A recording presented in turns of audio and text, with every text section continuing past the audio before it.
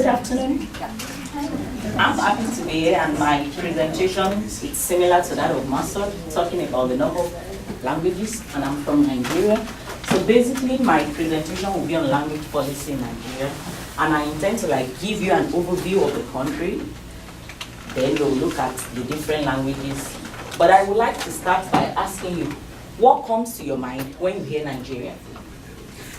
Because I know Nigeria is a big country, the giant of Africa, so I know you might have heard one or two things about the country. So what are some of the things you guys have heard about Nigeria? Soccer.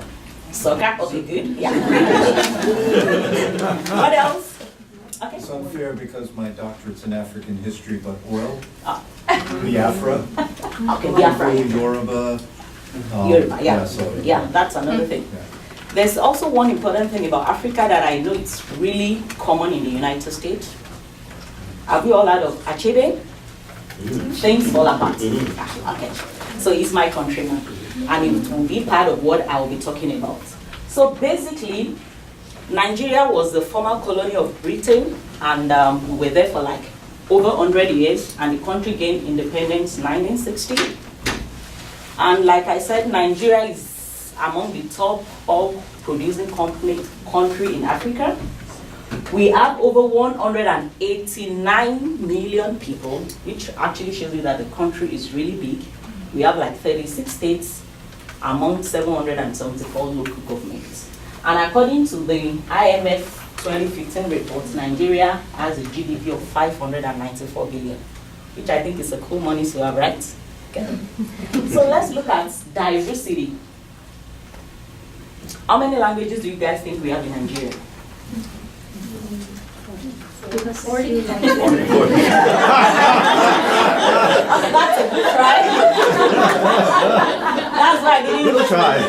That's why I didn't go to the next slide so that you guys don't have any other suggestion? Dr. Nelson, don't say anything. Any other suggestion, thoughts on the number of languages in Nigeria? 100 something. Close? I'm happy to inform you that we have over 520 languages in Nigeria among 250 ethnic groups. And unlike Masud, that they have 2 official languages, we have 5 official languages, English and French, from the former colonies, and because of the nature of the country, because Nigeria is surrounded by francophone countries, out of the 19 countries in West Africa, 13 are French-speaking countries. So that makes French a necessity as a second official language. And we have 3 other local languages spoken by the major tribes, so it's a way of blending national and international together. And these are some of the languages spoken by other tribes.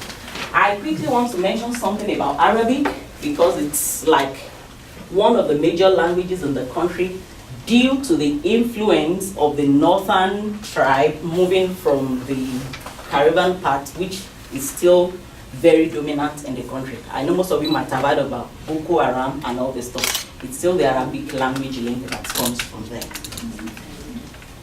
So I think this will give us a clearer picture. This is the map of Nigeria with the linguistic groups. So this, I believe this will make it a bit clearer for you to see what it actually looks like. Which state are you from? I am Yoruba, one of the major tribes, so this is where I'm from, around Lagos side, not far from Abuja, federal capital. So with that, I want to talk about language policy, because my topic, I said it's about language education policy in Nigeria. When we talk of language policy, it's always a controversial issue, and I think you guys will agree with me, especially with us having 520 languages, with 2 international competing languages. So when we talk of language policy, it's like a continuous dialectic in the country. There's this struggle of maintaining our national heritage and also being acceptable in the global world, which is really important today when we talk of neo-colonial and globalization. So that is one of the things we will actually be looking at. An attempt by the Nigerian government to strike a balance between the country's heritage and the international dictate necessitated the formulation of the National Policy on Education, which most often time we call the NPE. The NPE is the country's guidepost to formulate educational policies in terms of what kind of language to be used in school, the subject of medium, the language of instruction, and all the guidelines needed for education.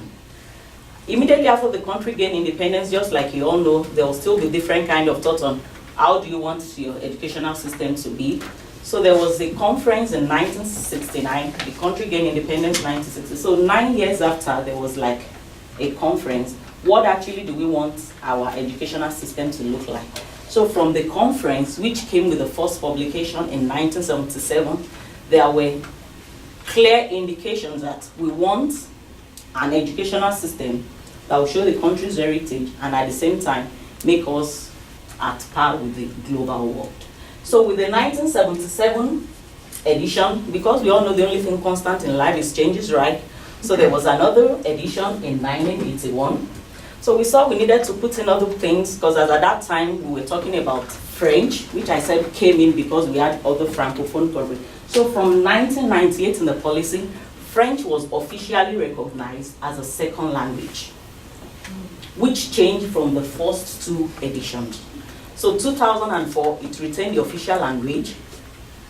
But when we got to 2013, we said, this is like a proliferation of the curriculum. Students already have like 500 and over 500 languages containing with them, bringing in English and French. So from 2013, we said French should retain a second official language status, as opposed to it being stated emphatically in the MP that it's a second language, which I can say it's like the beginning of indigeneity for Nigeria. And this leads to what I intend to do with my dissertation. That was why I started by asking you that. I know you guys are familiar with Achebe. So the title of my thesis are Things Falling Apart Again? A dialectical analysis of education language policies in Nigeria. And I intend to use dialectics. Basically, I know we are all familiar with the word dialectics from Hegel and Maxwell, talking about negation, contradictions, and tensions. So that is what I will be looking at in these 6 highlighted policies that I've talked about. So basically, I intend to look at the contradictions, the negations, and tensions between English and the indigenous languages. Then I will look at the positionalities over time. How has English changed from 1977 edition of the policy to present 2014, which is the current NPE policy we are using? Then what are the statuses of the indigenous languages from 1977 till this present time? From my analysis so far, I noticed some ideologies of nationalism, going back to the fact that we need our national orientation, we need our nationalhood, irrespective of whatever is happening in the world. We are still a unique person, and that cultural identity should be there. Then I saw the ideology of post-colonialism and globalization that is actually very prevalent all over the world. In as much as everybody has like a unique culture, there's still the world forces of dialectics pulling each country. And so that's why we can talk of PISA, we can talk of all other ways that globalization is actually affecting things. So I tried to like bring in the Achebe's part, because this is where Achebe got its own wordings from, which I know most of us are familiar with from Yeats, that said, turning and turning in the wide angel, the falcon cannot hear the falconer, things fall apart, the center cannot hold. So I want to look if actually the language policies falling apart and are they holding. And I will conclude with Achebe's saying that said, the white man came in steadily, he has put a knife on the things that held us, and together we are falling apart. So technically they came in, language crawled in, and the language that is like holding Africa and the world generally, if we look at it, it's like really falling apart, giving way to English, and making the world becoming one village. So that's all.